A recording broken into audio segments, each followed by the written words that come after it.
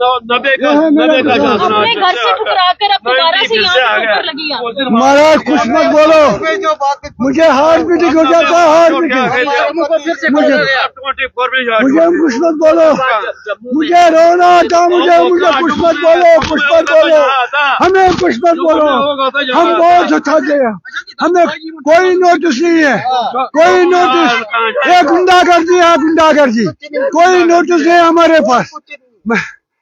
हमारी मनकी सुनो, हमारे पास कोई नोटिस नहीं है।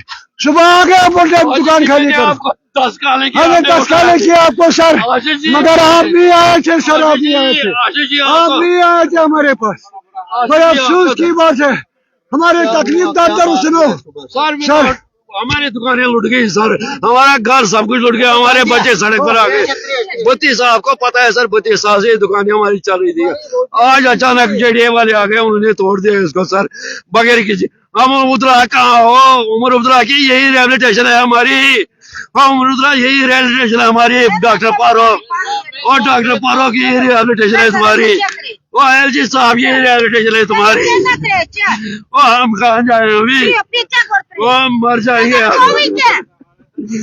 हम कहाँ जाए, हम सड़क पर आ गए। हमारे बच्चों को आग लगा दो, हमारे घर को आग लगा दो पूरा, हम कहाँ जाएंगे अभी, हम कहाँ जाएंगे। 32 साल से मैं, तब मैं जवान था जब मैं यहाँ आ गया, आज मैं बूढ़ा हो गया हूँ, अब क्या करूंगा। अभी बेटियों की शादी करनी है, कुछ नहीं सर, सवेरे आगे बोला दुकान का। अब कश्मीरी को वो नहीं है, वो डर जाते हैं फटाफट। अब हमने मुश्किल से सामान निकाला बाहर सर, अब क्या करेंगे, हमारे को अभी तक कोई पता नहीं था। ये आगे सवेरे दुकानें तोड़ डाली, 32 साल से दुकानें। अगर इतनी यहाँ पर रोशनी एक्ट की जमीन आ गई, कितने हजारों कनाल इन्होंने खा लिए। हमारे 6 बाय 8 दुकानों से क्या हो जाएगा, 10 बाय 12 की 6 बाय 8 दुकानें हैं। वो कम से कम मीडिया वालों आप तो करो, आप ही हमारे हिंदू भाई हो या आप हिंदू नहीं हो, हम ही कन्वर्ट हो जाएंगे फिर किसी और कुंभ में। आप क्या करेंगे, ये हिंदू का हाल, आप क्या करेंगे। अगर उम्र आपकी पक्की गवर्नमेंट आ गई थी, यही किया आपने, कम से कम आते आते ही ये तोहफा तो नहीं देना था। अगर आपने बोला रेलवे स्टेशन है, यही रेलवे स्टेशन है आपकी, आप बताओ क्या करेंगे, हम कहाँ जाएंगे, हम सड़क पर कहाँ जाएंगे। लोग हैं यहाँ पर, ये सभी अगर इन्होंने हार कैंप में दुकानें थी, अब अगर इन्होंने हार कैंप में दुकानें थी, ये हमारा कैंप क्यों इग्नोर हो गया। इतना जमीन है आपके पास, 6 बाय 8 की 12 दुकानें हैं यहाँ पर, कम से कम इनको एडजस्ट करो, कम से कम। आशीष जी कुछ कराओ, आशीष जी कुछ कराओ, आप ही सारो आप।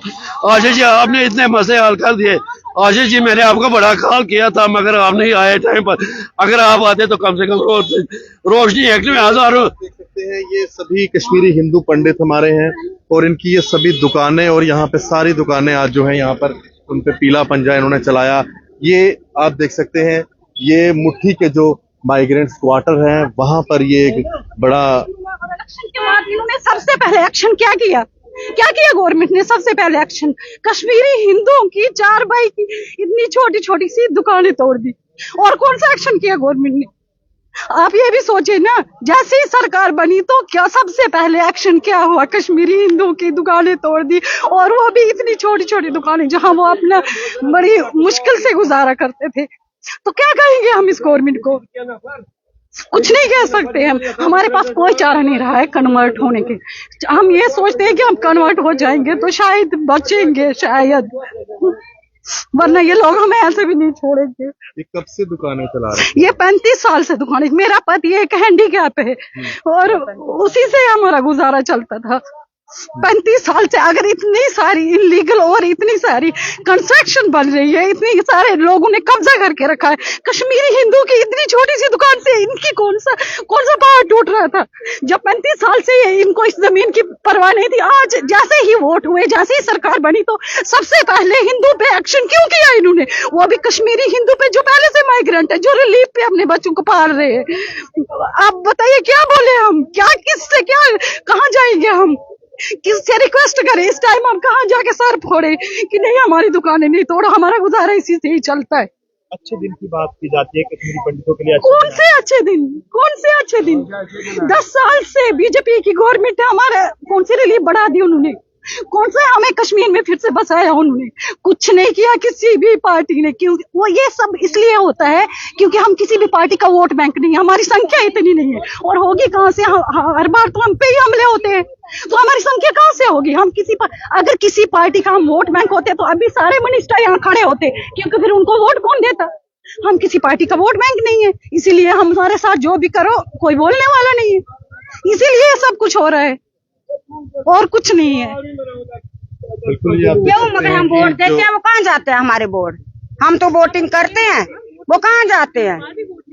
उनका हमें पता क्यों नहीं चलता? अभी सरकार मोदी भी 10 साल से है, उन्हें भी कभी कश्मीरी पंडित की आवाज नहीं उठाई। 15 साल से है, उन्हें भी कश्मीरी पंडितों के बारे में कोई आवाज नहीं उठाई कि कश्मीरी पंडित क्या खा रहा है, क्या मर रहा है, जी रहा है, बच्चों को पढ़ा रहा है। कोई कैंसर पेशेंट है, कोई शुगर पेशेंट है, कोई हार्ट पेशेंट है, क्या करेंगे हम? इसलिए मोदी से भी रिक्वेस्ट है और इनसे भी, अमरुदुल्ला से, कि हमें मार दो, खत्म कर दो, किसी नाम में मत रखो कश्मीरी पंडित को। बस इतना ही बोलना चाहती हूँ सर। ये आप देख सकते हैं यहाँ पर जो कंडीशन है इस समय कश्मीरी हिंदू पंडितों की, जम्मू के अंदर मुट्ठी के अंदर ये इनके फ्लैट्स हैं, ये इनकी छोटी छोटी दुकानें थी, ये दुकानें तोड़कर इनकी सारा ये सामान बाहर रख दिया है।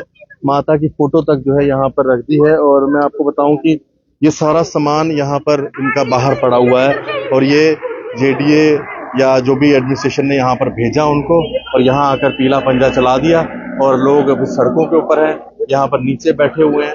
कहाँ जाएं? ये वो कश्मीरी हिंदू पंडित है जिन्हें 90 में कश्मीर से निकाल दिया और आज जम्मू के अंदर भी इनके ऊपर अत्याचार हो रहा है। धन्यवाद जी। राम राम। सत्य सनातन।